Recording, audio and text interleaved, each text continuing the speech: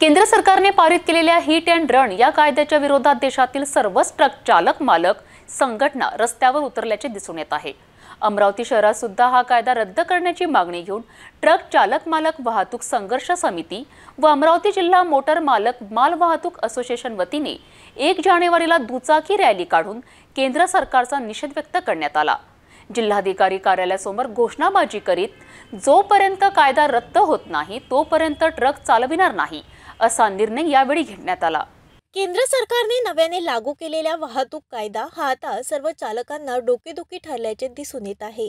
या नव्या विधेयकात अपघातात मृत्यू झाल्यास चालकांना 7 लाखाचा भूदंड, न भरल्यास 10 वर्षाची सक्त शिक्षा असा स्पष्ट उल्लेख नव्या हिट अँड रन या कायद्यात लागू केल्याने अमरावती जिल्ह्यातील अनेक ट्रक संघटना विधेयकाच्या विरोधात केली आहे।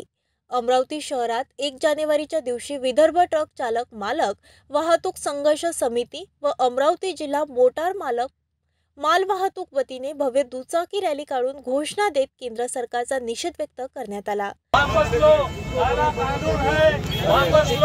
जनता विरोधी, संविधान विरोधी कानून वापस लो।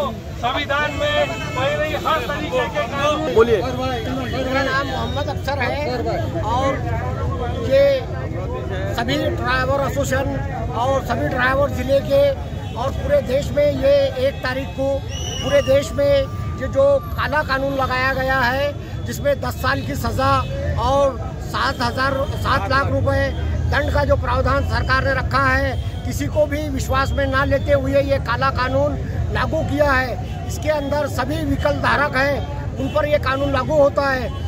ये कानून एकदम कठोर कानून है, इससे गाड़ियाँ सबको खड़े रखना पड़ेगा और आने वाले दिनों में ये पूरा देश की अर्थव्यवस्था पूरी डाउन हो जाएगी और ट्रक जो है पूरे देश के इसमें विकास में बहुत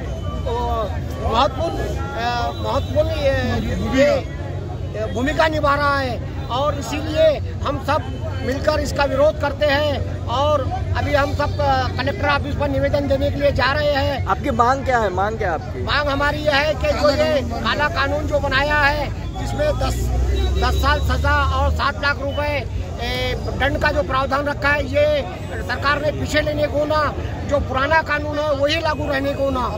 ओके। काय सांगाल आपण त्याच्यासाठी आज आपण एवढा आक्रोश करताय? मी पुरुषोत्तमदास बागडी, प्रभारी अध्यक्ष आहे अमरावती जिल्ह्याचा ट्रान्सपोर्ट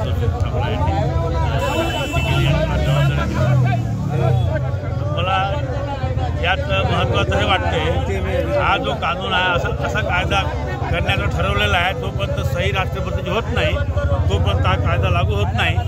परंतु हा जो कायदा लागू करण्यासाठी घातलेला आहे, हा कायदा असा आहे की जो ड्रायव्हर आहे तो कोण आहे, त्याचा जात कोणती आहे, धर्म कोणता हा विषय नाही। त्याच्यामध्ये जो 4 व्हीलरमध्ये बसला तो करोडपती मालक जरी असेल, तो ड्रायव्हर आहे, मालक गाडी चालवतो आहे, तर त्याला जर त्याच्या हाताने ॲक्सिडेंट झाला तर त्याने ज्याचा ॲक्सिडेंट झाला त्याला उचलून हॉस्पिटलमध्ये न्यायला पाहिजे। तर अशा परिस्थितीमध्ये तो जमा असेल तर त्याला मारला जाईल। तो ड्रायव्हर तो जो उभा राहील तो जमा तो त्याला उचलायला जाईल, तो मारला जाईल, कदाचित ज्याचा ॲक्सिडेंट झाला तो वाचून जाईल। म्हणून थोडक्यात मला हे सांगायचं याच्यामध्ये की हा कायदा जो याच्यावर विचार झाला नाही, विचार करून हा कायदा लागू करायला केला पाहिजे। आणि नंतर जर याला हा नेला नाही पॅसेंजर, तिथं तो ॲक्सिडेंटचा माणूस दवाखान्यात नेला नाही हॉस्पिटलमध्ये, तर त्याला मग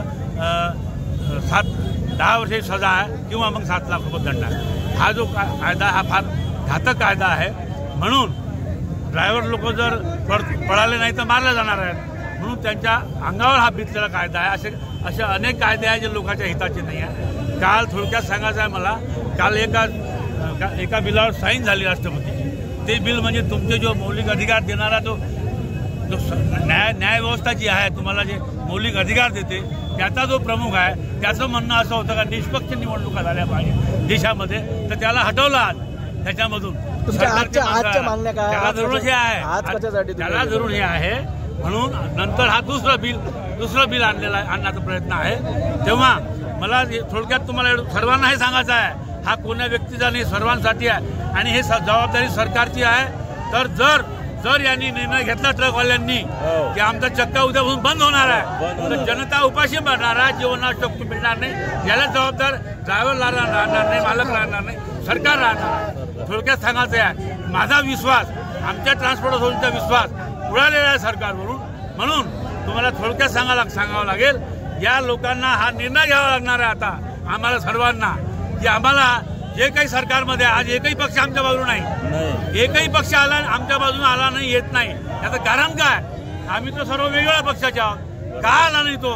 याचं कारण असं आहे सर, हे जे हा माझा जो प्रश्न आहे, थोडक्यात तुम्हाला असा प्रश्न, या सर्वांना बाजूने हटवून हे जे कायदे केलेले आहे यांना वापस घेणारा माणूस, यांना या कायद्यांना परत घेणारे लोक तुम्हाला सत्तेत पाठवावं लागणार आहे. आणि त्यापूर्वी राष्ट्रपती जो आहे आमचा आहे, संविधान आमचं आहे, हे सुद्धा अधीन करून टाकलं सत्तेनं. म्हणून त्याला स्वतंत्र करण्यासाठीची लढाई आहे. तो स्वतंत्र केव्हा होईल त्याची निवडणूक पद्धत आम्हाला संविधानानं सांगितलं, मी सर्वांना सांगतो, ऐकून घ्या. सांगितलंय आम्हाला, काय सांगितलंय? संविधानानं सांगितलं आहे की तुम्हाला जगाचं असेल, राष्ट्रपतीला स्वतंत्र करण्यासाठी मत द्या, त्याची निवडणूक पद्धत लोकातून होईल, तेव्हा न्यायाची व्यवस्था मोकळी होईल. तोपर्यंत आम्हाला आता या देशामध्ये न्यायाची अपेक्षा नाही. धन्यवाद, तुम्ही ऐकलं. क्या नाम आपका? मैं Wasim Khan, Amravati goods transport association का प्रेसिडेंट. मैं ये ड्राइवर भाइयों के साथ में आज कलेक्टर ऑफिस पे निवेदन देने के लिए आया हूँ. उसमें निवेदन ये है कि जो मोटर मालकों के और ट्रक ड्राइवर के ऊपर जो जिस तरीके का कानून आया है, ये कानून ट्रक वालों के ऊपर या मोटर मालकों पे या ट्रांसपोर्ट व्हीकल के ऊपर नहीं है, ये सभी ड्राइवर लोगों के ऊपर है. इसमें टू व्हीलर का भी ड्राइवर है, कार का भी ड्राइवर है. अब अगर कोई ऐसी आकस्मिक दुर्घटना हो जाती है, उसके अंदर अगर एक्सीडेंट में अगर कोई आदमी घायल हो जाता और ड्राइवर ऑन द स्पॉट रुकता, तो पब्लिक उसके बाद साथ में जस्टिफाई नहीं करती ना, उसके साथ में इंसाफ नहीं करती. और जो बागड़ी जी ने बताया आपको विस्तार से, वो सारी डिटेल है कि हमारे ऊपर कानून थोपा जा रहा है. एक ड्राइवर फालतू की चीजें हैं जो हमारे ऊपर थोपी जा रही है. और ये ट्रांसपोर्ट एक्ट के तहत जो है वो हमको बदलना पड़ेगा. तो ये सारी चीजें जो है वो हम कलेक्टर को अपने लेटर के माध्यम से देने के लिए आए हैं. इसके लिए जो भी चीजें हैं वो हमारी एसोसिएशन, हमारे ड्राइवर भाई बंधु हमारे साथ में है. अगर ये चीजें अगर वापस नहीं होती है तो इसका असर जो है वो आने वाले समय में पूरे भारत के नागरिकों को भुगतना पड़ेगा. कारण ये है कि ट्रांसपोर्टेशन अगर बंद हो जाएगा, व्हीकल चलना बंद हो जाएगी, तो एक जगह से दूसरी जगह के ऊपर सामग्री कैसी जाएगी? उसमें मेडिसिन है, खाद्य पदार्थ है, सारी चीजें हैं. अगर ड्राइवर गाड़ी ही नहीं चलाएगा तो आप माल प्रोवाइड कैसे कर पाओगे? तो इसके लिए हम सब लोग यहाँ पे इकट्ठा हुए हैं और अभी हम निवेदन देने के लिए जा रहे हैं. आप सभी लोगों का बहुत बहुत धन्यवाद. विविध मार्गाने शेकडो ट्रक चालक आणि मालकांनी ते जिल्हाधिकारी कार्यालय गाठून येथे सुद्धा घोषणाबाजी करण्यात आली. हिट अँड रनचा कायदा रद्द करण्यात यावा अशा मागणीचे निवेदन जिल्हाधिकारी सौरभ कटियार यांच्या मार्फत केंद्रीय गृहमंत्री अमित शहा यांना पाठवण्यात आले. कायदा रद्द करा, ट्रक चालवणार नाही असा निर्णय आता सर्व ट्रक चालकांनी घेतला आहे.